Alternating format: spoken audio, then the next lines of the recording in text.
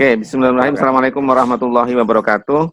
Waalaikumsalam warahmatullahi wabarakatuh. Waalaikumsalam Eh, warahmatullahi wabarakatuh. Hamdan wa syukranillah amma ba'du, yang saya hormati Mas Sukron Makmun sebagai founder apa namanya PSBB ya. Namanya unik juga tuh PSBB ya. Kita ngobrol-ngobrol santai aja ya. Yang saya hormati Mas Agus, ini sahabat saya yang sudah lama, senior saya. Kemudian Mas Aziz yang saya juga baru kenal di Facebook ya. Luar biasa, beliau sebagai santri mendunia. Saya akan sangat ingin belajar juga sama antum ini. Dan kawan-kawan semuanya, jamaah Zoomiyah dan jamaah virtualiyah, ini ada istilah baru. Saya mencoba untuk memberikan gambaran umum aja dulu kaitannya dengan syiar keagamaan dan spirit nasionalisme. Kalau kita bicara soal keduanya, kita itu nggak bisa lepas dari dua hal yang juga nggak bisa dipisahkan, yaitu antara perbincangan antara agama dan negara dari dulu itu ya. Karena hubungan keduanya ini mengalami pasang surut ya, bahkan hingga kini itu masih menjadi perbincangan para akademisi maupun politisi, termasuk Mas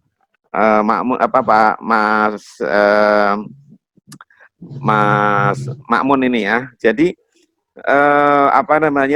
ada buku tentang khilafah, ada beberapa yang lain itu yang mencoba untuk membahas tentang soal ini, karena selama ini masih diperdebatkan tuh ya, nggak ada ujungnya. Indonesia masih yang sudah lama berdiri, sudah established, sudah damai rukun, ini masih akan dibuat model pola khilafah yang masih memiliki kelemahan dalam cara berpikir dalam hubungannya dengan kenegaraannya. Nah, kalau kita lihat dari konsep nasionalisme yang di awal abad 20 itu kan ditandai terbentuknya negara-negara nation state ya, di negara berpenduduk mayoritas muslim pasca Perang Dunia Kedua ya.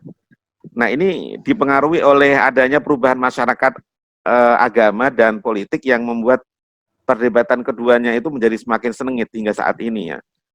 Jadi setelah negara-negara Islam itu runtuh, lalu kemudian muncul negara nation state ya, kekalahan dari Kekaisaran Ottoman, lalu kemudian lahirlah negara-negara Muslim ya, nation state, yang lalu kemudian menumbuhkan nasionalisme. Nah, di Indonesia sendiri pada tahun 1980-an ya, kalau kita rasakan, Mas Agus pasti merasakan itu ya. Itu mengalami peningkatan kecintaan pada agama yang luar biasa, yang disebut sebagai religious revival. Ya. Jadi orang-orang tuh pada kembali ingin menyadarkan di saat agama itu ditekan oleh Orde Baru, muncul gerakan-gerakan tarbiyah, gerakan-gerakan kembali dengan munculnya para rohis itu ya. Jadi kebangkitan agama.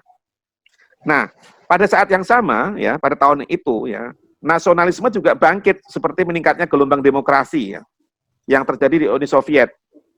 Ya, makanya Uni Soviet dan Yugoslavia yang berkeping-keping menjadi negara-negara baru yang berantakan itu gara-gara munculnya nasionalisme di beberapa negara ya.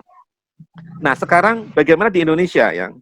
Gelombang keempat, kita sudah mengalami gelombang keempat demokrasi sejak akhir tahun 97 dan berlanjut tahun 98, 99 dan berujung di namun Indonesia memiliki keunikan bahwa setelah melalui proses demokrasi yang luas dan sengit, tapi Indonesia masih utuh seperti sekarang ini. Yang paling kita kehilangan satu di daerah timur sana, yaitu Timur Timur ya. Sehingga bisa dibilang bahwa Indonesia sebagai negara demokrasi ketiga setelah Amerika dan India, yang saat ini bisa disebut sebagai negara yang mampu mendialogkan antara demokrasi dan agama. Ya, itu. Nah, lalu Indonesia kenapa bisa seperti ini? Karena itu tadi, karena mampu memiliki istilahnya itu kalimatun sawa ya. Jadi satu kesepakatan bersama ya. Kalau istilahnya Pak Kiai Ma'ruf Amin itu sebagai misakon ghalizo, sebagai kesepakatan yang kuat ya. Kayak orang menikah itu misakon ghalizo ya. Nah, misalkan ghalizo di sini apa? UUD 45, Pancasila, NKRI sama Bhinneka Tunggal Ika. Yang 4 pilar kebangsaan kita itu. Nah, sekarang menjadi pertanyaan adalah apa keterkaitannya antara syiar keagamaan dengan spirit nasionalisme yang tadi yang saya sebut ada hubungan antara agama dan negara. Nah, prinsipnya kalau di Indonesia, syiar keagamaan itu artinya apa? Artinya adalah sebagai pelaksanaan ajaran agama. Syiar itu kan kalau kita artikan sebagai tanda atau simbol kemuliaan agama ya. Yang ditanggung oleh apa, yang dijamin oleh UUD 45 pasal 29 itu sudah pasti. Ketika orang melaksanakan syiar ya, mau takbiran apa sebentar lagi segala macam itu sudah dijamin oleh undang-undang. Nah, akan tetapi bagaimana agar syiar keagamaan itu tidak mengganggu nilai-nilai toleransi antar umat beragama yang menjadi bagian dari pilar nasionalisme. Toleransi ini menjadi bagian pokok penting sebagai sebuah nasionalisme. Nah, disinilah perlunya kedewasaan cara beragama kita, dan Indonesia kaitannya dengan syiar keagamaan ini sudah diuji dan berkali-kali. Ya, sebagai contoh, beberapa tahun yang lalu ya, kasus Meliana ya di Tanjung Balai di Medan itu adalah salah satu potret di mana belum sinkronnya antara pelaksanaan syiar agama dan nilai-nilai nasionalisme. Yang satu merasa dia berhak untuk menggunakan speaker yang untuk kepentingan syiar keagamaan, pada sisi yang lain itu merasa terganggu.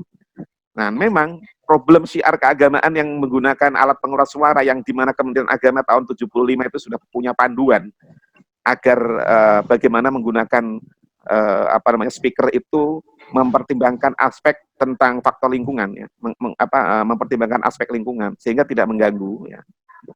Ini menjadi faktor yang sangat penting ya. Dan harus diakui ya bahwa syiar keagamaan bukan hanya Islam. Sekali lagi saya katakan, nanti kalau saya hanya Islam saja nanti saya diskriminatif. Ini untuk semua agama ya. Agama lain pun sama ya. Misalnya gini, syiar keagamaan pada saat penutupan bandara di Bali pada saat Nyepi itu juga menjadi persoalan, lalu dipersoalkan. Lalu kemudian syiar keagamaan teman-teman dari pihak Nasrani yang mewajibkan seluruh pegawai karyawan satu perusahaan atau mall atau apa itu harus menggunakan topi Santa Claus ya, Santa Claus dan lain-lain. Ini kan syiar keagamaan ya, dan yang bisa mengganggu kalau kita tidak arif dalam menyikapinya, bisa mengganggu konsep keberagaman kita yang dimana kita hidup itu sebagai orang Indonesia yang plural, yang harus menghargai tentang toleransi. Nah, disinilah kita memerlukan hati yang arif, yang bijaksana. Kita bisa belajar dari apa yang diajarkan oleh Sunan Kudus pada saat beliau mengajarkan tentang Islam di daerah Kudus, di Jawa Tengah. Sunan Kudus itu melarang pada umat Islam untuk menyembelih sapi atau mengkonsumsi sapi. Karena apa? Karena pada saat itu di Kudus, itu mayoritas adalah agamanya Hindu. Sebagai apa? Sebagai bagian dari pelaksanaan toleransi untuk menghargai keyakinan orang-orang Hindu, supaya apa? Supaya tidak terjadi ketersinggungan. Dan kepercayaan itu saran oleh Sunan Kudus itu hingga saat ini, makanya di sana tuh Mas Agus tidak ada Mas Agus mencari soto sapi, nggak ada, adanya soto kerbau. Soto kerbau. Sate, nggak ada sate sapi, nggak ada soto kerbau ya. Itu untuk apa? Ini apa? Syiar keagamaan meskipun halal dibolehkan dalam Islam, tapi itu sangat bijak untuk digunakan. Toh itu sifatnya optional ya, pilihan untuk ya kan, kalau nggak ada sapi ya bisa kerbau, kalau nggak ada kerbau kan ada kambing, kalau nggak ada kambing kan ada ayam gitu ya. Nah, ini kan perlunya kita bijak dalam menyiarkan syiar cara keagamaan, simbol-simbol keagamaan untuk menghargai tentang kearifan lokal. Sehingga apa? Tidak ada masalah antara kepentingan pelaksanaan nilai-nilai keagamaan dengan nilai-nilai nasionalisme atau kebangsaan. Dengan demikian maka kita bisa menjadi seorang Indonesia yang muslim dan menjadi muslim yang orang Indonesia. Nah, mungkin pengantarnya itu saja. Terima kasih. Nanti kita akan kembangin. Saya kembalikan ke Mas Pak Mon.